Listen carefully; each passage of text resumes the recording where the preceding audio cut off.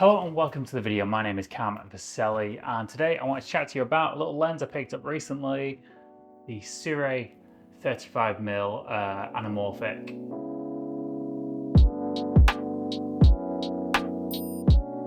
Now, I know this has been covered a lot on YouTube already, and it's not a new lens. I'm probably not going to cover anything that you don't already know about this lens if you've watched a few videos of it, but I've got some sample footage. I used it in some real world scenarios. I used it on a commercial recently, shooting yachts in Spain. There's a few things I wanted to discuss about the lens because I've really enjoyed using it. Having the Blackmagic Cinema Camera 6K with the L mount has opened up my options in terms of lenses. And this is a lens I've really wanted to get my hands on for a long time. And I've bought a good few lenses, including things like the DZO Vespids, but I just found they didn't really have the characteristics I was looking for. So in this video, I'm going to run through some pros, some cons, show you some sample footage, give you my general thoughts and feelings on this lens. It's not sponsored or anything like that, so these are just my honest opinions.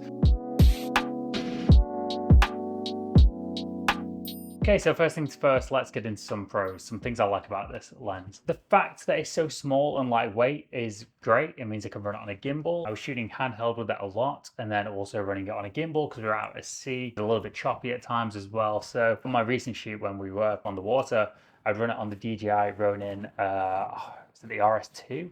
Just a small compact setup. Not only is it small and compact, the build quality is also excellent. It feels very durable, very solid. The build is metal, so you could definitely drop it and I think you'd be okay. Also got some of the, it's got the gear rings markings on there. It's declicked as well, so definitely for cinema use. And you could attach things like your DJI Ronin, whatever it is, the focus system. I don't use those, but you can attach those systems on there, or if you've got a first AC with a follow focus, quite easy to attach what you need on here.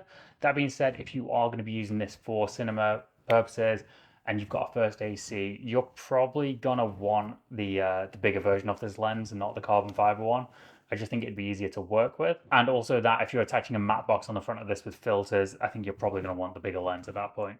Now, the lens itself, and I've heard some people, it's kind of a bit of a love-hate thing, but the lens is very sharp, and that's one of the reasons I wanted to pick this lens over the Blazer Remus. The Remus, to me, I wasn't 100% sure on how sharp it was going to be, considering a lot of the videos are, sometimes they're not shimmed correctly and whatnot. So I think after using a lot of different lenses on different projects, I actually quite like a sharp lens.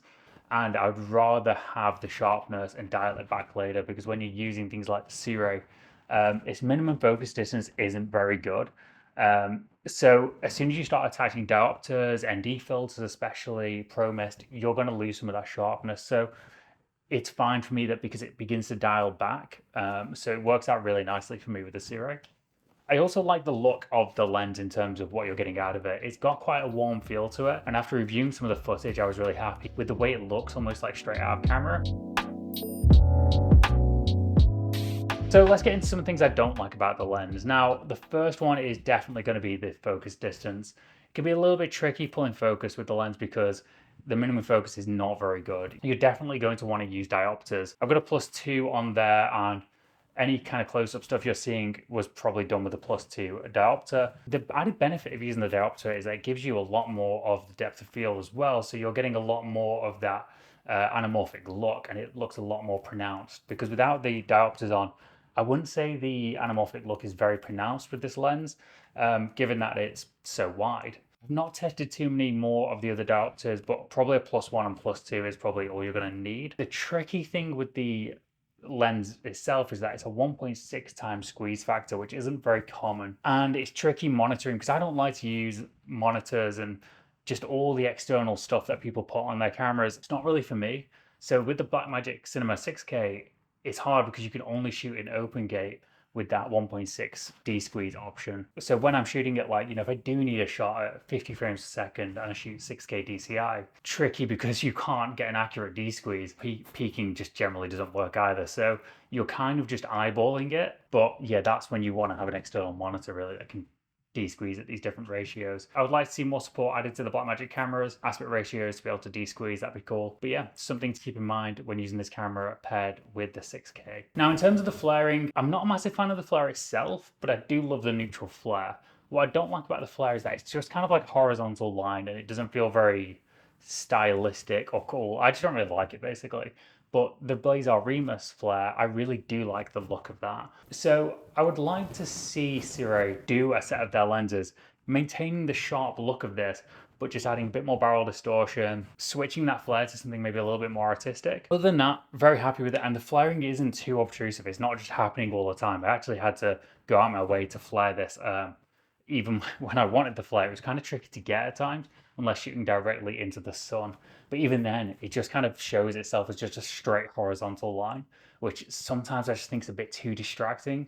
There are other shots as well where I'm not even pointing at the sun, and all of a sudden it was flaring a lot, and I've just got a horizontal line. You know, just to me, it doesn't look very tasteful. It just looks a little bit intrusive, and I could totally see a client being like, "What's that line through the footage? Can we get rid of that?" You'll know if you like it, but for me, it just feels a little bit unnatural. Now, another issue with these Sirui lenses, and I believe most of their lenses don't have an EF or PL mount, especially the anamorphic ones. It would have been great to see an EF and PL option, especially PL. With the Cinema Camera 6K, I was like, right, it's an L mount, so I can actually pick up this lens now because they do L mount. The issue with that is that I can't now pair another Sirui Anamorphic with my Ursa 12K. So you're kind of left in this weird limbo position where you can't ever use these cameras with PL mount. It would be great to see a more, I don't want to say professional, but just like a more expensive version, even if that's what it needs to be, with an interchangeable mount or just PL mount. Because compared to the Remus, you know, you've got the PL option there. So my thinking was potentially to pick up the 35mm Sirui, and then maybe pick up a longer option in the Remus line later on. But I'm not sure about doing that anymore. Having used this, I might just pick up another one of these, depending on how I get on with the new Pixis camera from Blackmagic. So, I mean, it might sound crazy to mix two different lenses together from two different sets, but we do it all the time. Like, it actually does happen all the time. So, I mean, look at June. Like, they use many different lenses on that film. A lot of the time you can match them in the grade. I wouldn't get too caught up on it, to be honest. I suppose lastly, the price point on this, it's great to have affordable anamorphics at this point. One lens which really would interest me, and I probably would have picked up over this one if they did it, is a full frame Laowa anamorphic lens. Because I really like the look of Laowa lenses, especially some of their Dreamer wide-angle lenses. So it would be cool to see Laowa kind of enter that full-frame space with affordable anamorphics. Very happy with the Sirui lens. Chances are I'll pick up the 75mm for this as well and just pair those two together. Would definitely recommend it. T2.9 as well. Would be good to go further, but if it comes at the trade-off of sharpness, then it doesn't matter. But yeah, all good.